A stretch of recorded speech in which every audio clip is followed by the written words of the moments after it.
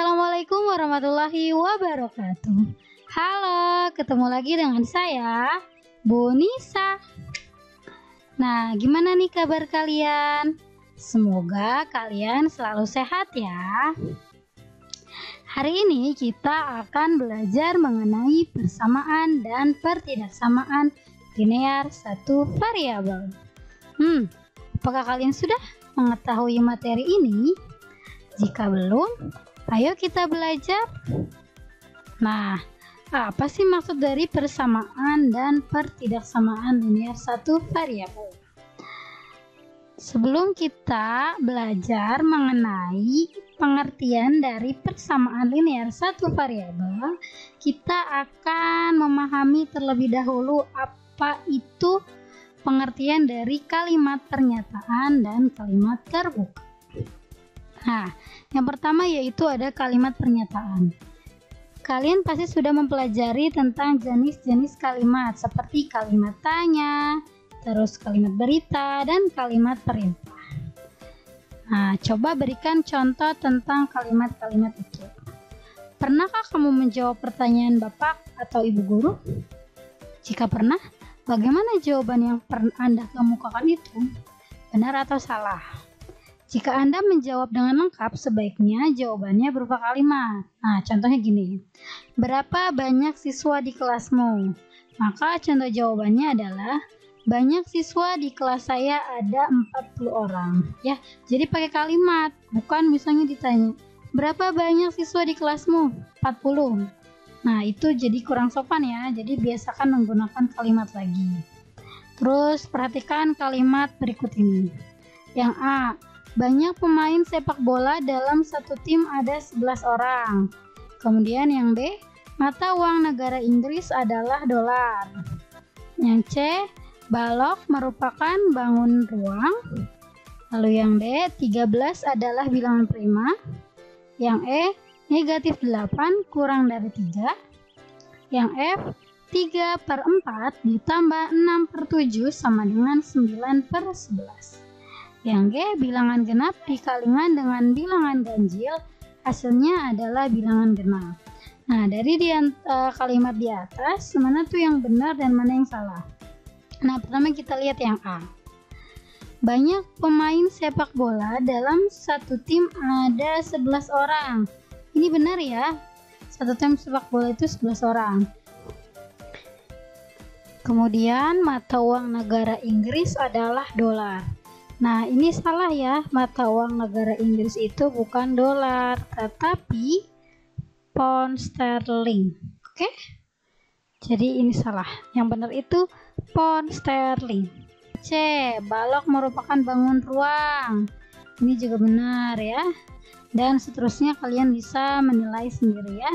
Nah, dari kalimat yang sudah ditentukan benar atau salahnya dinamakan kalimat pernyataan ya. Jadi kalau kita tahu nih, oh ini benar, oh ini salah. Nah, itu namanya kalimat pernyataan. Oke, paham ya? Mana yang salah nih? Yang salah ini nih ya. 3/4 ditambah 6/7 sama dengan 9/11. Karena caranya harus disamakan penyebutnya terlebih dahulu ya. Nih, jadi dikalihin 4 kali 7, jadi 28. Nah, sekarang yaitu kalimat terbuka. Di sini yang I, masalah buku ya. Jadi suatu hari si Ricky membawa sebuah tas yang berisi buku. Sebelum tas dibuka, Ricky berkata pada temannya, banyak buku dalam tas, ada 9 buah. Jadi dia ngomong sama temannya, di tas gue nih ada buku loh sebanyak 9 buah. Kemudian, bagaimana pendapatmu tentang ucapan Ricky? Benar atau salah? Nah, yang kedua yaitu perhatikan kalimat 9 dikurangi suatu bilangan hasilnya adalah 5. Apakah kamu dapat menentukan kalimat itu benar atau salah? Nah, kita tidak dapat menentukan apakah kalimat itu benar atau salah karena suatu bilangan pada kalimat itu belum diketahui nilainya. Sama kayak si contohnya Ricky ya. Jadi kita kalau belum ngecek tuh di dalamnya Ricky ada 9 buah, kita belum bisa mengetahui si Ricky tuh benar atau enggak sih ngomongnya. Dia tuh bohong atau enggak gitu. Nah, sama yang contoh kedua juga kita belum tahu nih angka tersebut yang 9 dikurang suatu bilangan. Nah, bilangan itu kita belum tahu berapa. Kok kok bisa dapat hasilnya 5 gitu ya. Makanya itu dinamakan kalimat terbuka karena belum dapat diketahui nilai benar atau salahnya. Itu paham ya? Kan kalimat yang belum bisa ditentukan benar atau salahnya dinamakan kalimat terbuka. Oke, nah beda kasusnya jika kita misalin nih 9 dikurangi suatu bilangan hasilnya adalah 5. Jika suatu bilangan diganti dengan X, maka kalimat itu dapat ditulis dengan simbol matematika yaitu 9 dikurang X sama dengan 5. Sehingga kita harus mencari nih nilai X-nya berapa. Oke. Nah, sekarang pengertian persamaan linear. Masalah 1. Sherly membeli pensil sebanyak 20 buah. A. Sesampai di rumah, adiknya meminta beberapa pensil. Ternyata pensilnya sisa 17 buah. Berapa pensil yang diminta adiknya? Kemudian yang B.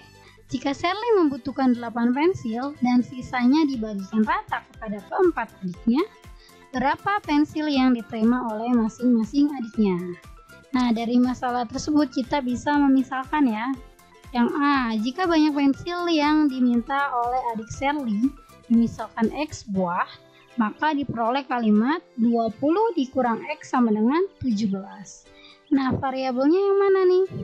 Ya, variabelnya itu yang X-nya ya. Ini namanya variabel ya. Atau ubah pada kalimat itu. Kemudian ada berapa variabelnya? Ya, hanya satu ya, karena si X aja nih variabelnya. Jadi 1. Lalu apakah 20 dikurang X sama dengan 17 merupakan kalimat terbuka?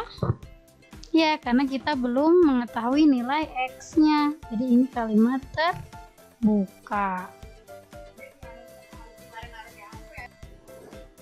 Nah, kemudian pada kalimat 20 dikurang X sama dengan 17 menggunakan tanda hubung sama dengan ini ya, tanda hubungnya.